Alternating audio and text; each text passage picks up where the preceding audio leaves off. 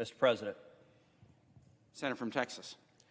Mr. President, I rise today to discuss the mammoth $1.2 trillion infrastructure bill before the Senate. On Sunday night, we finally got to see the 2,700-page infrastructure bill that we will be voting on sometime tomorrow or Saturday. And what we saw is that Democrats want to give billions of dollars to unelected bureaucrats in the Biden administration to spend however they please. This bill spends $21.5 billion to create a new office at the Department of Energy called the Office of Clean Energy Demonstrations, which would give President Biden's Secretary of Energy the power to use taxpayer dollars to invest in whatever green energy initiative she likes. Reminiscent of Solyndra, we can have the same bankruptcies at taxpayer expense. This bill spends $24 million in taxpayer dollars to preserve the water in San Francisco Bay. And the Long Island Sound would receive $106 million in taxpayer dollars. As the New York Times reported, quote, climate resiliency programs would receive their largest burst of government spending ever from this bill. And the Wall Street Journal rightly called it, quote, a major down payment on President Biden's Green New Deal. That's exactly what this bill is. Furthermore, this bill institutes a new tax on 42 chemicals that will raise prices for everyday consumers. Texans will bear the brunt of these higher prices because 40% of the manufacturing plants that this new tax will hit are in Texas alone. But this tax will also hurt Louisiana and Michigan and Pennsylvania and Ohio and other manufacturing states. Indeed, this provision will also likely make many of the raw materials used in infrastructure projects more expensive. I filed an amendment that would strike this harmful provision. Not only will manufacturing plants in Texas be hurt by this new tax, but for some of these plants, the new taxes will exceed profit margins, leading to plant closings and more manufacturing moving to China. In effect, the loss of these plants would result in lower tax revenue to the federal government, not more. Imports would rise, U.S. exports would fall, and production in the United States would fall as well. Ironically, this infrastructure bill also tries to grow more critical minerals manufacturing and personal protective equipment, or PPE, manufacturing in America. But it places a brand new tax on both of these things. PPE is made with many of the 42 chemicals this infrastructure bill now wants to tax. And 4 of these chemicals are on the Biden administration's own critical minerals list. The old saying was, if it moves, tax it, and if it stops moving, subsidize it. Well, this bill taxes the things that we're trying to get moving in the first place. This bill is also a liberal spending wish list. The fact of the matter is, this bill spends too much money and it's not paid for. We're told that this bill would in part be paid for with $205 billion in repurposed COVID relief funds. But when the bill text was released, magically those funds weren't there. It became apparent instead only about $50 billion in COVID funds was being used to help pay for this bill. Some have claimed that the bill is paid for, but by any measure, the pay-fors are quite simply gimmicks. This is a bait and switch, and the bill is not paid for like we were promised. At a time when we've spent trillions of dollars already to combat a deadly pandemic, at a time when we're seeing rising inflation across the country, we can't responsibly be spending yet another $1 trillion. Lord Acton wrote a series of letters to Bishop Creighton. Letters that would echo down across the centuries. Lord Acton wrote, "I cannot accept your canon that we are to judge Pope and King unlike other men, with a favorable presumption that they did no wrong. If there is any presumption, it is the other way, against holders of power, increasing as the power increases. Historic responsibility has to make up for the want of legal responsibility. Power tends to corrupt, and absolute power corrupts absolutely. Great men are almost exclusively bad men, even where they exercise influence and not authority. Still more, when you superadd the tendency or the certainty of corruption by authority." Mr. President, those words were true in 1887, and they're true today. If you want to understand how power corrupts and absolute power corrupts absolutely, look no further than the other chamber in the United States Capitol. Speaker Nancy Pelosi is drunk on power. The orders that Speaker Pelosi is issuing are abusive and unprecedented. Speaker Pelosi has decreed to members of the House of Representatives elected by the people that if you dare walk onto the floor of the House of Representatives without a mask, I, Speaker Pelosi, shall fine you. Who the hell is she to be fining members of the House? But you know what? She's not done with that. She's not done with disrespecting our Constitution, disrespecting our democratic system that elects leaders. She goes further. To the good men and women who work here in the United States Capitol, we are surrounded by men and women who have chosen to come and work for the public good. And here's what Speaker Pelosi has decreed: if you dare walk in the hallway without a mask, I, Speaker Pelosi, will arrest you.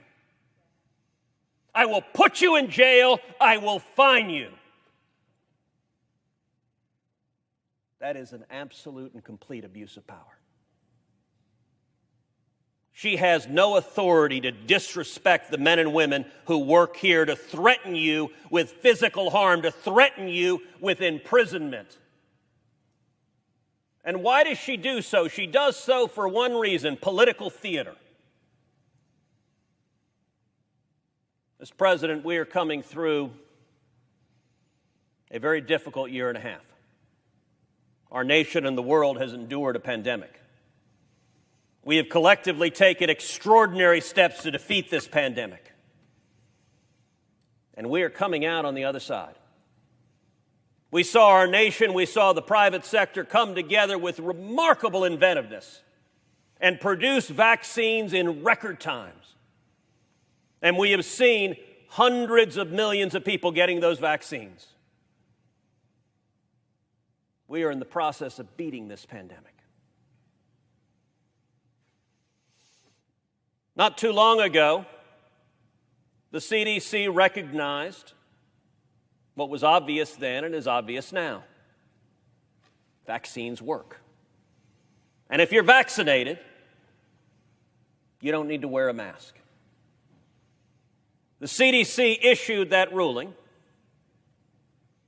and I remember that day well. You know, I had been vaccinated a couple of months before then, and after allowing the time for the vaccine to become effective, I decided I was going to stop wearing a mask. Why is that? Because vaccines work, because I believe in science. So I stopped wearing a mask. And there were a handful of senators on the Senate floor who'd been vaccinated, who stopped wearing masks. Then the CDC like the Oracle of Delphi issued its proclamation. Hold on to your seats now. The CDC said vaccines work. That if you're vaccinated, you don't need a mask. And it was truly miraculous in this chamber watching what occurred. As within days, every senator in the chamber began removing their masks. One after the other, not just Republicans, Democrats too. We all had our masks off. Now, Mr. President, I ask you, the day before the Oracle of Fauci spoke, did vaccines not work? Did science not operate? No, it was obvious then, and it was obvious on the day that the Oracle of the CDC spoke, that vaccines work, which is why every Democrat took their masks off. But fast forward to this week.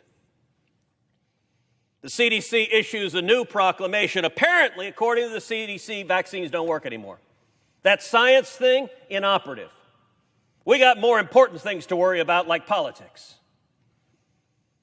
As an aside, Mr. President, has there ever been an institution in American public life that has more discredited itself more rapidly than the CDC? A year and a half ago, the CDC was one of the most respected medical and scientific organizations on the face of the planet.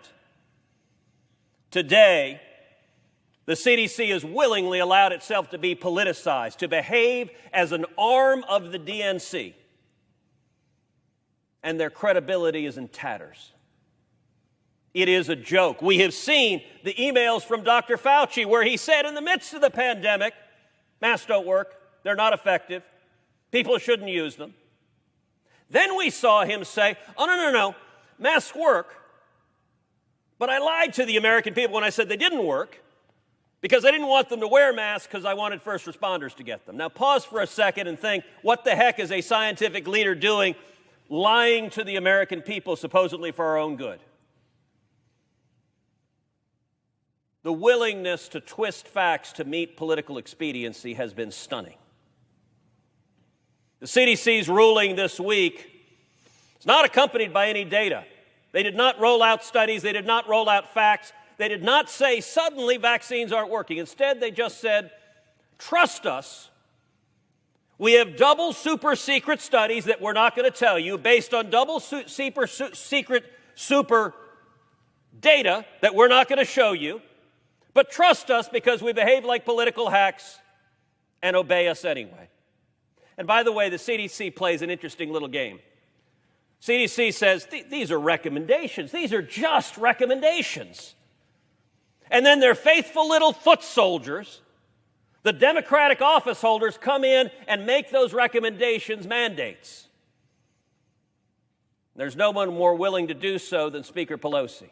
And then, by the way, the local government Democrats that mandate you must obey the CDC, they throw their hands up and say, hey, we're just following the CDC. And the CDC says, hey, we're just making recommendations, and no one's accountable for anything. This makes no sense.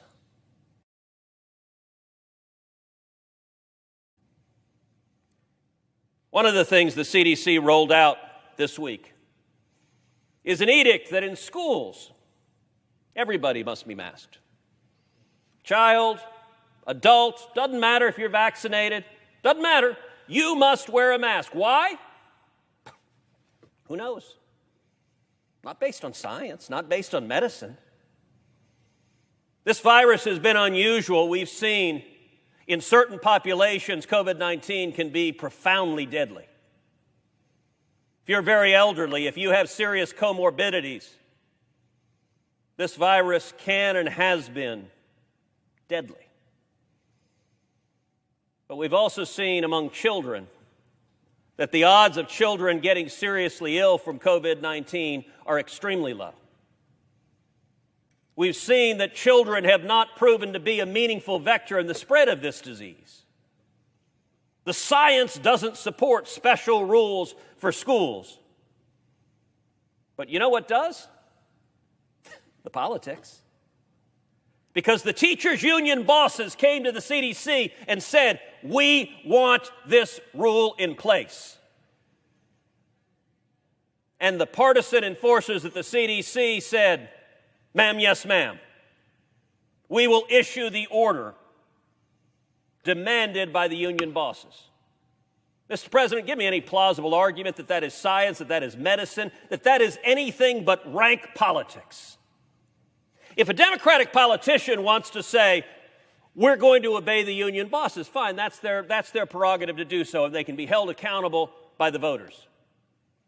But the CDC is supposed to be following science. This is an abuse of power. Let me point out my view. I think we should not have government mandates concerning COVID-19.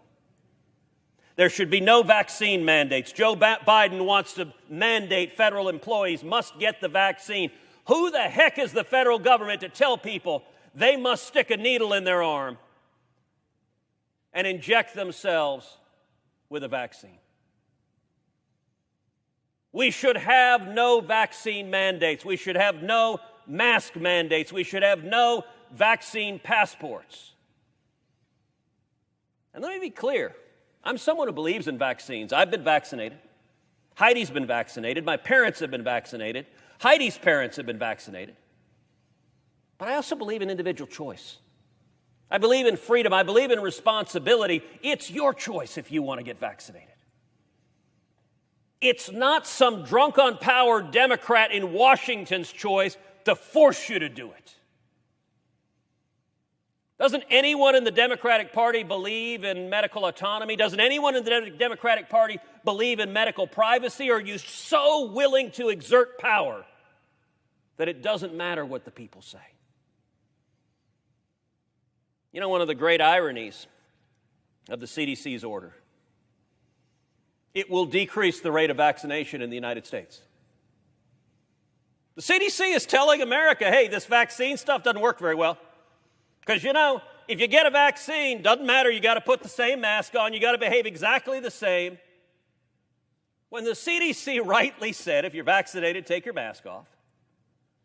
It encouraged people to get vaccinated. Hey, I want to take my mask off. Hey, I want to live my life. I want to go back to doing things that I like to do.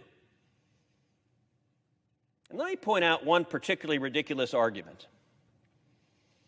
This week, one of the commentators on one of the news networks said anyone, and I'm paraphrasing here, but I'm paraphrasing pretty closely, anyone who isn't vaccinated is arrogant and rude and inconsiderate. And I want to point out how imbecilic that argument is. So let's go back to this thing called science, which actually works. So here's the science. If you've been vaccinated, the odds of your getting COVID-19 are exceptionally low, depending on which vaccine you got. The percentages vary, but let's say on the order of 3 to 5%. And even if you do get COVID-19, the odds of your getting a serious case of COVID-19, a case of COVID-19 resulting in hospitalization or death, are extremely low. This vaccine has been very, very successful. If you understand that basic fact, then the next fact follows from it. If someone is unvaccinated and has COVID, they are little to no threat to someone who is vaccinated. If you've gotten your vaccine, you ought to be fine. The odds are very low that you're at jeopardy. Now, could someone who is unvaccinated give COVID to someone else who's unvaccinated? Absolutely. That's a very real risk. That's why we're encouraging people to get vaccinated. But you know what? The person who's unvaccinated, it's their damn choice. We don't have to be a nanny state making decisions for everybody else. I got to tell you, in my family, my dad didn't want to get vaccinated. My father, like the presiding officer right now, is a pastor. My dad is 82. When I got vaccinated, I called him. I said, Dad, I want you to get vaccinated. He said, no, I don't want to. I don't trust it. It's new. I don't know. I don't want to. I spent about a month trying to convince my dad to get vaccinated. My father can be pretty stubborn. I know that's hard to believe. For those of y'all who know my dad, you know exactly that is the case. But ultimately, I told my dad, I said, look, you've been largely staying home during this pandemic. You want to get out. You want to be preaching in churches again. You want to be traveling. You want to be with people. Get the vaccine and you'll have the freedom to go do that. And you know what? He did. And he did. He's now back in the pulpit. He's back preaching. He has freedom again. That was his choice. Why don't Democrats believe in individual choice anymore? Why did Democrats believe they could abuse power? And let me be clear, Nancy Pelosi is telling someone who is an employee of the House, if you're vaccinated and you don't wear your mask, she will arrest you and throw you in jail. How dare she? That is an abuse of power. And I'll tell you, the American people are watching this political theater play out in Washington, and they understand what's coming next. They understand the same CDC that said, even though there's no science to back it up, even though there's no data to back it up, because the teachers' union bosses want masks for everyone in schools, will decree it, they understand the risk of what's coming next is that authoritarian statist Democrats will order more shutdowns. We'll order businesses shut down. We'll order schools shut down. We'll order churches shut down. As we look at the past year and a half, few things are clearer than the shutdowns were a catastrophic mistake. The politicians that ordered the shutdowns committed a catastrophic mistake. They destroyed millions of small businesses, restaurants, bars, stores, gone out of business. You look at great cities like New York City that became practically a wasteland. You look at something like Broadway, you think of all the actors and actresses, all of the writers and musicians, all of the sound and lighting engineers, all the carpenters, everyone who worked in Broadway. With the dictatorial flick of a pen, their jobs were destroyed. And the American people are watching Democrats and recognize they're ready to do that again. For people who go to church, we've seen Democratic office holders discriminate against churches and say worshiping God in church is a public health medicine. We've also seen the hypocrisy of the so-called experts saying, if you go outside and march and chant Black Lives Matter, zero risk of COVID transmission. Perfectly safe. If you go to church and sing hallelujah, oh my God, everyone's going to die. People understand the hypocrisy of that. This virus isn't political. I recognize perhaps you could tongue-in-cheek make an argument that since it's originated in Wuhan, China, maybe it's a communist. But the last I checked, viruses don't have political views. You know who does have political views? Politicians who are interested in their own power and want to convey a narrative regardless of the facts. What Speaker Pelosi is doing is wrong. What the CDC is doing, corrupting science with politics, is wrong. And it's time for the United States Senate and the United States House to stand on the side of the American people, to stand on the side of freedom, and to say it's your choice to go to work, to go to school, to go to church, to live your life free of Lord Acton's abuse of absolute power. I yield the floor.